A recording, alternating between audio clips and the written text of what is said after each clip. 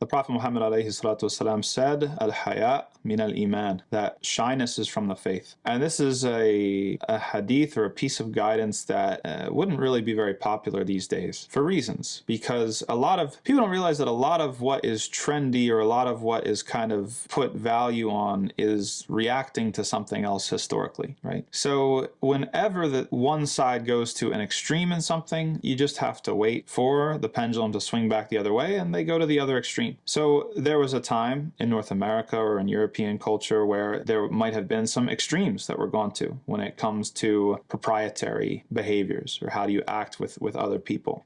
I'll give you an example. Like, for example, with gender relations, women changed their last names to their husband's last names. Why? Because for a long time, women were not considered legal entities. They were not legally responsible individuals under European law. If somebody's wife committed a crime, then the husband was going to go to jail, right? Yeah. So that's a whole other level of ignorance, you know, and completely un-Islamic. But that's where, if that's where we're coming from, and women should be, you know, like not heard and like no, and all this other stuff. Now we're swinging back to the other extreme, and this is not just for women. This is for everybody, where we've kind of taken to relishing a crudeness and a crassness, and we imagine that this is somehow more authentic and more real. If I curse and I say lewd things or inappropriate things or talk about certain things that nobody else is talking about, bodily functions or intimacy or whatever. And so the main point is that these things, they swing back and forth, and they're largely products of history and people reacting to other sorts of things within history. Whereas the guidance that we get from faith that's communicated to us from a divine source, we know that that's the middle ground. That's the right way. That's neither extreme on this side nor extreme on that side. And the Prophet ﷺ said that shyness is from the faith. And he didn't say shyness for women. He said shyness in general, right?